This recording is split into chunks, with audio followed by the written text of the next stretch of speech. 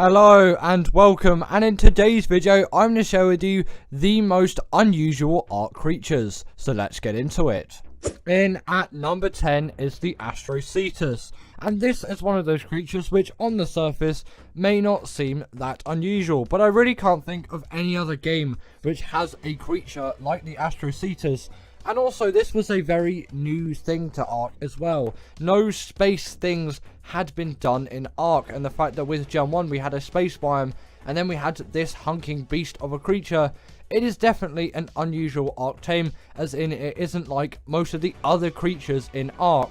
And there are only a couple of creatures which I can think of which are as unusual as this thing, and also at the same time follow the similar genre that this thing has of being a sea creature of sorts. The Astrodelphis obviously being a great example there, that meaning space dolphin instead of space whale, which is what Astrocetus means.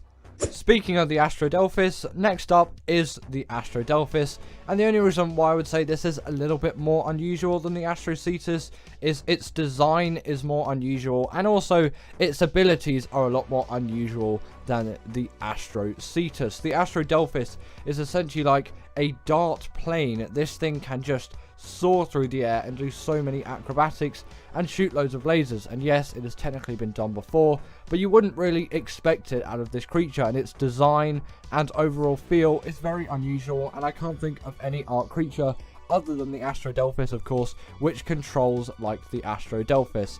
And also, again, with the Astrocetus and Astrodelphis, it doesn't really make sense that they work outside of space, but they kind of have to. You know, it is the game of Ark, and there are many other maps, and there are many other biomes that aren't space biomes. So yeah, it just kind of breaks the immersion for me there. But you know, it's Ark, they're fantasy creatures. Who knows, maybe they can just dart around in non-space as well. Although they do make a lot more sense in space biomes. But obviously, for most of the time which you'll be using these things, you won't be using them in space biomes. You'll be using them to travel across the map, as both of them are great traveling mounts. The Astrodelphis being better for traveling, obviously, as it is a significantly faster creature. And also, it's just a lot more fun to ride around on. Next up, we have the Bulldog, and this is strangely one of the cutest yet horrifying creatures that Ark has to offer, and obviously it debuted with Operation, and I'm pretty sure it hasn't appeared in any other map since, but be sure to correct me if I did get that wrong. And in terms of this thing's abilities, it is just a light pet like the Shinehorn and the Featherlight, which essentially will debuff things like Reapers and the Nameless. Not really useful on any other map, but they're definitely really cute, and the fact that there is a mask for the Bulldog, and you kind of put the Noglin in the same spot here as they are similar creatures, they definitely are respected, but very unusual tames. Now, I don't know what it is, but the Managama always seems really weird to me, and the Managama just seems like a creature which doesn't seem like any other Ark creature which I can think of in any way, shape or form. This is essentially like a Ferox type thing with ice fists that can jump into the air and has some sort of elemental power, and that also has ice breath and can freeze creatures. This is definitely an oddity and an unusual tame which hasn't been revisited since. There is no other Ark creature to this day which is like the Managama, and also the spelling for it is pretty unusual as well, but once you learn how to spell it once, you kind of don't forget it, as its name is that unusual. And it definitely is an extremely useful creature. Obviously, as you can see, it can travel across the map with insane speeds, and it deals a pretty reasonable amount of damage as well, which you can't get out of every great traveling mount. But the Managama definitely is great for that, and like I said as well, it is great at freezing creatures, and in a moment you will see what it is like when it does freeze creatures. The only thing you really have to watch out for though is this thing is extremely buggy and will get stuck on things, and it just did get stuck on something there. In terms of it freezing, it will freeze creatures for a very, very long amount of time, which is why it is heavily used by PvP griefers. I've heard not as much anymore since they got nerfed, but they still get used a little bit in terms of PvP griefing still to this day. Now, the Rock Drake is pretty similar to the Managama in a lot of things, but I think it is slightly more unusual, partly because it did come first. Obviously, Operation was the map that came up before Extinction, and also just the way that this creature is formed is a little bit more unusual. This is kind of like a somewhat T-Rexy chicken I don't really know where those two creatures came from. But I would just call it kind of a T-Rexy, chickeny, turkey thing. Again, I don't really know where I'm going with that. It is so unusual in the form that it is. You can't really relate it to other creatures, which is very, very weird, and definitely a sign which it is very unusual. But its taming method isn't particularly one of the most unusual, like you would expect from this creature. It is the exact same as the wyvern. You simply steal the egg from the rock drake nest, and then boom, once you've obviously incubated and raised up that creature, you have yourself a rock drake. And also they do come in a lot of colours as well, this pink being an example, which is actually quite weird for a lot of Ark creatures, as most creatures do follow a similar colour pattern, whereas the rock drake has a wealth of colours. And I actually kind of really like the tealy blue more than the colour which I've got here. I like a tealy blue, like a bluey green is what I kind of like on a wyvern. Not a wyvern, this is a rock drake. Why am I talking about wyverns? In terms of rock drake colour, that is my preference. What is your rock drake colour? Comment in the comments down below. Don't know why I said comment too many times in a sentence, but comment in the comments down below. What is your favourite rock drake colour? As I'd really like to know. Mine is definitely that kind of like bluey, greeny thing, but you know, some of you may be digging this pink and purple which we got here. No, it's not pink and purple, pink and blue. I may be slightly colourblind. In at number 5 is the gas bags, and this is just a creature which is such an oddity. And also, I'm seriously questioning a wildcard here.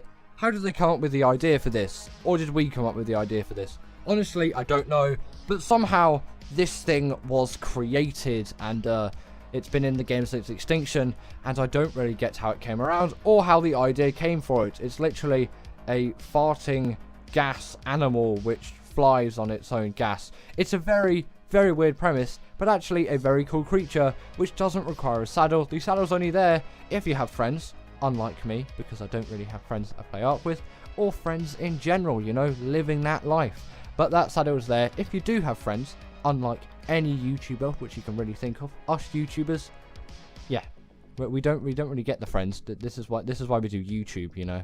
But if you do have friends, then your friend can go on the saddle, and then you can travel together, which is nice, you know. The Diplodocus has a significantly higher passenger count, but that's not on the list because that isn't a very interesting or unusual creature. Anyway, I should stop talking about the Diplodocus. What's actually good about the gas bags? Well, on extinction, this is actually one of the best creatures out there for gathering metal. Obviously, still the RG, and the gas bags is significantly harder to control than the RG, but it is a lot cuter. And it's just, I like using the creatures which came on that map. And I'll always try to use the gas bags, as long as I can control it at the time, to do some metal runs. And once you learn it, it's a really, really great creature for doing those metal runs. If you don't just get stuck in a trench with loads of wyverns and get killed a couple of times. That happened because I forgot to enable creative mode, stupidly, for this B-roll. But, you know, editing, it looks like I did nothing wrong and I escaped perfectly. But there was multiple attempts in this, and then I flew too high, and I got caught into the wall border. I am definitely not a great pilot of the gas bags. Also, if you find yourself like this, make sure to dismount just before you hit the ground. It will save you. Now, the Rhino Ganatha, I think, came from us. It was from some kind of creature voting thing anyway, and we did vote for this creature to be in the game, and it is one of the more unusual ones. There isn't any other Ark creature which is really like this thing. And also, I know loads of people are saying Rhino Ganathas are rare, and I get that they're rare. On ASA at the moment, I've seen about 5 Rhino Ganathas in the swamp biome. Is there an overspawn of Rhino Ganathas on ASA? Wildcard, can you tell me please, if you're watching this video, because I've had way too many encounters with this thing. I've seen 1 Giga, and I've seen 5 Rhino Ganathas, and these things are generally a lot rarer than a Giga, as they only spawn in one specific biome, whereas Gigas can spawn on several places around the map. In terms of the Rhino Ganatha's uses though, this thing is essentially just an upgraded Quetz, which is a lot faster and deals more damage. As unlike a Quetz, it will deal more damage. It is significantly harder to tame and uses the taming method, which the Reaper has, which I'll talk about because the Reaper is ahead on this list. Oh my god, spoilers. But either way, the Reaper is ahead on this list, so I'll talk about its taming method similarly there. But you can always check out my Rhino Ganatha taming guide if you want to know fully, in detail, how to tame this thing. And you'll see brief b-roll of me actually taming it, because this is from the guide video. I was just a little bit lazy at the time, and I was just like, I'll take my guide video and then I'll just chuck that into b-roll, which is obviously why you're seeing me tame it here, and you're not seeing me tame every other Ark creature in all of the other b-rolls. But it is a very long and arduous taming process, which is extremely difficult and requires 2 Rhino Ganathas, not 1. You're going to need 2 of those things, and you're going to need pheromone, you're going to need to kill 1, and then yeah, there's so much. Just check out the tutorial. I really shouldn't talk about it more. The Rhino Ganatha is just one of those creatures which is really unusual, and we voted for, and for some reason spawns way too much on ASA. Have no idea why, but it does. This is the Rhino Ganatha. It's one of Ark's most unusual tames. The spoiler is here, with the Reaper being in at number 3, and the Reaper is a even more unusual tame than the Rhino Ganatha, as obviously it came way before. The Rhino Ganatha is the most recent creature which has been added to Ark, apart from the Phasmatsuchus. Don't know if that is in ASA at the moment, but I'm going to count that as the most recent Ark creature. Is that thing coming to Scorched Earth or the island? Either way, it might not be here yet, so don't take my word on that one. Not quite sure. That may be a Scorched Earth creature. Actually, thinking about it, that is a Scorched Earth creature. The Rhino Ganatha was the one for the island. Yes, the Rhino Ganatha is the latest creature of Ark at the moment. And the Reaper has obviously been in Ark for ages. It came out in Arboration. That was way back in 2017. And this thing was such an oddity at the time, but it really fits into that map, and its taming method is one of the most unusual in the game. Essentially what you do is you'll get a Reaper Queen to a really low amount of health. You can use a trap for this, it'll make it so much easier, and you can use light pets as well. Not for the other bit of the taming method though, as that won't work with a light pet. You can't have a light pet when this thing impregnates you when you go up to it after you put its health down. At least I'm pretty sure you can't. Don't anyway, as it may somewhat fail, as the Reapers really do not like light pets. But after you have been impregnated by the Reaper, obviously after you damaged it and the impregnation has occurred, you just get a ton of XP, and then boom, you have yourself a Reaper. In at number 2 is the Bloodstalker, and this is just essentially a spider with, I don't think 8 eyes, but it may have 8 eyes, or it may have 12. Honestly, comment down below how many eyes the Bloodstalker has, as right now I don't know. I tried to look up an image, but I know one of you out there knows the answer to this. Well, obviously you can tell why the Bloodstalker is so unusual. No other Ark creature is really like this, and you could say the Aranio is another kind of spidery thing, but that is just kind of like a normal spider. The Bloodstalker is like a vampire, blood-sucking Spider-Man thing with an obscene amount of eyes. It may be 8, it may be 12, I'm not quite sure. Make sure to let me know. I want to know how many eyes the Bloodstalker has, as I'm really not sure, as I have not seen one up close and personal for a while. But also, this thing's taming method is very much an oddity. Like no other Ark creature, apart from the Desmodus, obviously, off the top of my head, which I can think of, has the same taming method. You essentially get blood bags, which you will need to syringe out of your body, or you can obviously use the Desmodus to harvest them now, but originally you just had to use the blood syringe to get those, and then it will just eat those, and then you'll tame yourself a Bloodstalker, and you can feed it some creatures before to get 100% effectiveness. But honestly, I've never bothered with that, as I'm not going to do like insane things with this creature. Like, I'm not going to fight bosses with the Bloodstalker. I just want a good one.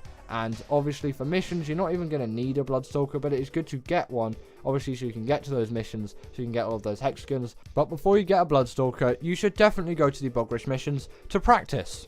And finally, in at number 1 is the Velonosaur. And the reason why I have put this thing in at number 1 isn't because it has the weirdest taming method or anything along those lines.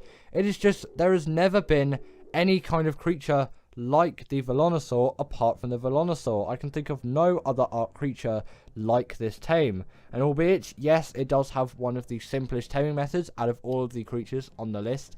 It is just a very simple knockout tame. No other Ark creature compares to this thing in terms of what it is. This thing, again, is just a moving turret, and there's no other creature which does this like the Velonosaur. And sadly, the damage of the turrets doesn't scale with melee, but obviously you can keep leveling up that stamina to shoot even more turrets out. And obviously I wouldn't recommend it in this close of a proximity, but it is definitely an extremely useful thing, which when you ride this thing you will use a lot. But it also just have your general just attack, hack and slash, and it also can shake spines off of it as well.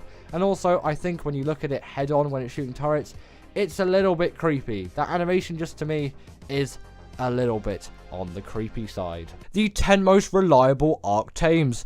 In at number 10 is the Thyla, and you can always rely on a really good Thyla to make your day even better, and it is an extremely reliable creature as it is very easy to control, very easy to use, and it will always do the job that you want it to do, unless you're fighting bosses, obviously, as the Thyla is not allowed in boss arenas, which kind of does make sense. This is a really OP creature capable of so many things, but the fact that the Deinonychus is allowed in boss arenas is a kind of a bit of a shame, really, that the Thyla isn't as well, as they are pretty similar creatures when you think about it. And the Thyla is definitely a reliable one, and one which is very easy to tame as well, albeit not spawning in the nicest of Ark biomes, being in the Redwoods biome, which isn't a very kind place. But compared to some other biomes that you'll find in Ark, like the swamp even on the islands, the Redwoods is a much friendlier place. And the fact that this is a simple knockout tame, and it really isn't a difficult to figure out tame, or really a difficult tame, especially with the net gun. Obviously you don't have that on ASA, but on ASC you do, and even with a basic trap as well. They are really simple tames, really easy to tame. The only thing you have to avoid is just them pouncing on you when they're in the trees, but if you take the right precautions, these things are really easy to tame, and I can't stress that enough. And also on top of that, their saddle level isn't too high as well. They're really quick, they're really agile, they're really mobile, they can climb so many surfaces, which makes them really great reliable travel mounts. They have a great weight stat as well, which is another really useful thing for even something like a carnivore to have, especially one of this size, as you will be lugging around some gear or resources or whatever you are actually going to be lugging around or using this creature for in general. And obviously through all of that, they will still give you all of that necessary damage which you require. The Thyla is honestly an insanely great tame, one of which you should tame as soon as you can. Next up, we have the Theri, and the Theri is one of the best creatures you will find out there in Ark. Nothing can really compare to the Tickle Chicken's reliability in terms of all of its harvesting and its gathering. This creature is just so useful for so many things. The fact that it can gather loads of fiber is an absolute godsend. The fact that it can gather loads of wood and thatch and berries and loads of meat as well, as it is great at dealing loads and loads of damage. But what would you really expect from those absolutely massive claws of which it yields? The Theri is an insanely great creature for so many things, and it is reliable for everything. It is easy to control, easy to tame, albeit its taming does take a little bit longer compared to some other tames, and you wouldn't expect it to take that long for its size, but it is mainly because it is a herbivore, and herbivore tames do generally take a little bit longer. Obviously, unless you have vegetables or kibble, then it will be pretty much the same as the carnivore tames. And also, its saddle is unlocked at level 69 too, which is just a nice little bonus. Nice. And also on top of all of that as well, the Theri is great for killing the dragon on the island, as it is a herbivore, and the dragon's fire ability deals an obscene amount of damage to carnivores, so the Theri is pretty much your best friend when it comes to that boss fight. Right, next on the list we have the UT, and the UT is one of those creatures which I will always need for any boss fight that I may be doing, unless it's the Moda, as this thing really doesn't go underwater very well. But that is not what you're going to be using this thing for. You're going to be using this to be that creature that you ride on, especially on single player when you're doing the bosses. You send your fighting creatures in, you keep the Daedon by your side, and you just use those incredible rules that it has, and it will work every time, and it is so easy. No matter your Ark skill level, the UT will be a really reliable creature for you. There is no way which you can get the UT wrong. You simply just have to press a button and it does a thing, and then 30 seconds later you press that button again and it keeps doing that thing, and your creatures are going to be even stronger, and in some cases, if you use the Fear Roar as well, it will debuff the enemy creatures, even though that doesn't really apply for bosses as they are creatures of great size and there is a size limit on what the Fear Roar applies to, but still a very useful thing in just general combat around the Ark map as well, especially for creatures which are smaller than the UT, which I think is around the size limit, and definitely for PvP raiders on Pteranodons. But just before we continue, make sure to hit that like button and the subscribe, as it really helps out the channel. Now, the Anki is obviously one of the most useful creatures that you will encounter in Ark, and it is by far the most reliable way to get all of that necessary metal, which is by far one of the most important resources, if not the most important resource in Ark. You are going to use that thing so much for tools, weapons, armor, structures, saddles, you name it. Metal is going to be used, and you need to gather that metal in some way. And obviously you can always use the metal pick and the metal hatchet, but the Anki is going to gather even more metal every single time with the exact same reliability every time, so you always know what to expect when gathering metal with this thing, and it is just so nice to use and so easy to use that, again, like the UT, you can't get this wrong. You press a button and then boom, absolute insane amounts of metal. And you can definitely put the Dodic in this position as well, as both of those creatures are really reliable, easy ways to get resources quick, fast and easily, and definitely creatures which you will need to use at some point, especially if you're playing solo, to get all of that progress done quickly and efficiently, and these things are definitely going to help you out on that Ark grind. Now, the Basilo is a creature which is probably the best ocean tame in Ark. There is nothing to me which really does compare to this creature in terms of its uses and reliability. This is the best creature out there for doing any kind of underwater caves, although it does have a depth limit, which is a little bit sad, but it kind of does make sense, and it adds an essence of realism to this creature as well. But the reason why it is so reliable in the ocean is mainly because of one ability which it has, which pretty much no other Ark creature has, even to this day, but the Facilosuchus will have that ability. And actually, I don't even know if it's in the game at the moment. I think it is. It might be on ASA the Island. I'm not really sure, and I haven't tamed one of those yet. And the Basilo is available to all Ark players, so that is why it is on this list.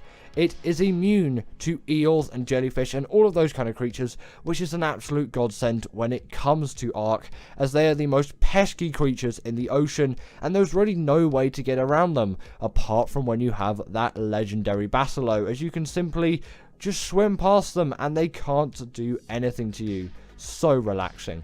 In at number 5 is the Barry, and this is by far the best creature out there for doing any kind of cave runs, and especially on ASA at the moment, as the island is the only real available map to the general public at the moment. Obviously Svartalfheim is there as well, but that is a little bit of a janky thing to get through, and I'll not talk about it again in this video as it is not really relevant. In terms of the Barry's abilities, like I've said, this is the best caving creature out there because of its size. It is just so good at getting into caves, and it is so reliable, as every time it will get into that cave and it will do the job you need it to do, which is to get you to that cave artifact, and then that you can retrieve it safely and get out of the cave with no deaths. First try, no issues, no problems. And obviously some of the caves, like the insect cave, you may want to use something like a Megatherium, but you'll need to use a mana of cryos, and the fact that this thing is so convenient that you can simply just walk it into the cave and then walk it out, apart from obviously that one ice cave where literally no creature will fit. It is so convenient, and it has a wealth of abilities to help you along the way as well, like its spin ability, which you may have just seen there, which can stun creatures up to the size of a Megalodon. Definitely a cool ability to have, and definitely a really reliable, insanely great caving creature.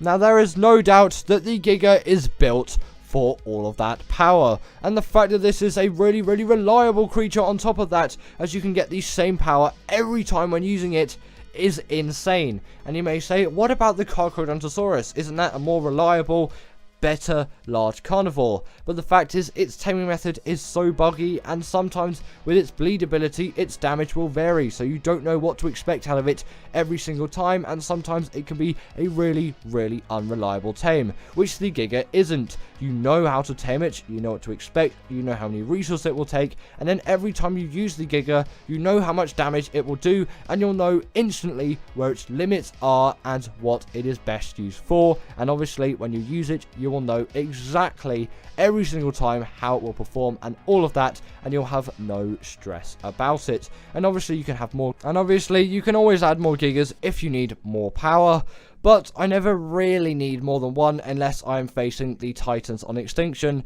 Then I will definitely use more than one, as one simply isn't enough. And the only thing really to be careful for is their rage meter, as that is the only thing which is slightly unreliable about them, as if they take too much damage, they'll kick you off and simply kill you. So definitely be very careful when using the Giga, obviously. But apart from that, it is the most insane Carno you will see.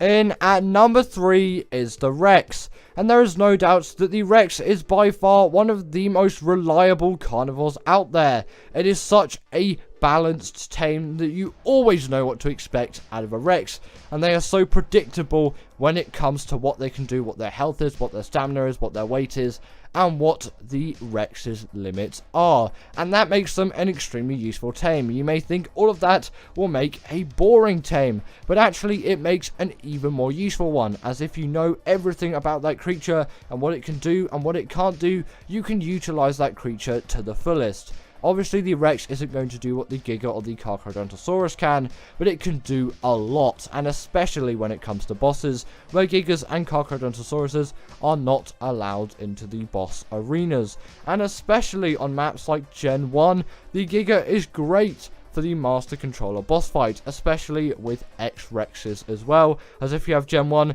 you should definitely cash into those X-Rexes, as they are an even better version of the normal Rex, just with a little bit of a buffed ability, which is, I think, minus 25% in terms of damage that other creatures will deal, and plus 25% on damage reduction. So it is an extremely useful thing to have, and actually, on second thought, it may just be 125% extra in terms of damage reduction, which is good. Obviously you get that extra 25%, and it just makes that creature a little bit stronger, and it gives it the extra special edge. But the Rex is definitely a reliable one of which is really easy to tame, and it is a very simple knockout tame. Very easy and simple, and you can't really go wrong with one.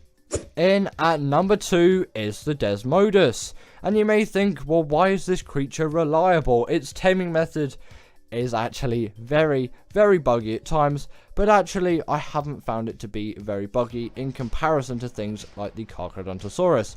And if you are taming a low level from the start, it is actually a pretty easy tame to get your head around, as it is pretty much a slightly shelled out passive tame. It is just a little bit of a more complex passive tame, you could say. There's better words than what I used previously, and it's actually very simple. When you kind of get down to it, you just feed it blood bags when it picks you up, and then you tame yourself a Desmodus. Pretty simple, and you can also feed it creatures, maybe, I think, to get 100% effectiveness, or that's how you do it on the Bloodstalker. Probably, don't quote me on that one. I've never tamed one of these with 100% effectiveness, as that's not the kind of Ark player I usually am. And once tamed, you got yourself a very reliable flyer, capable of so many things. They're so quick, they're easy to use, and they are an absolute blood bag farm, and they're really reliable for taming as well with that Sanguine Elixir. And in at number 1 is the RG. And what would you expect, really? The RG is just that tame which every single Ark player needs at some point in their journey. And I know pretty much no one, actually, literally no one that has played Ark for a decent amount of time, over 100 hours, that has not use the RG at some point. It is just one of those creatures which has to be used at some point. This thing is great for gathering metal. Obviously it doesn't gather the metal, it just transports you from A to B and then you gather the metal, but it does have weight reduction on resources like metal, crystal and obsidian, and its saddle acts as a little smithy too, which is actually pretty good. I'm not sure how expensive the saddle is overall. It's unlocked in the late 60s I think in terms of level. Don't think level 69 like the Theory, which is a little bit sad. But obviously getting that saddle as early as possible is really what you want to do with the RG, as once you have it, you can level up from your sad Pteranodon which you may have. Not that the Pteranodon is a bad tame and all, but the RG is significantly better as it actually has good stam, it actually has good weight, and no more frustrations when it comes to metal gathering with the Pteranodon will be needed from then on once you have the RG. And obviously it can pick up a wealth of creatures as well, which is extremely useful. And when paired with the Anki, you have an absolute metal farming machine of a creature. And if you're with friends as well, you can pick up some other players too. And don't forget, if you're low on health, just quickly eat a dead corpse and you will get an insane regen buff. Definitely a reliable tame. So thank you to my wonderful patrons Ekaterina Puchkova, Karina Thorne, Dominic Masijewski and Ethan Tapia, who have all supported me through Patreon or through YouTube memberships. If you want to join this list, then go join Patreon or YouTube members, but thanks to all of these guys.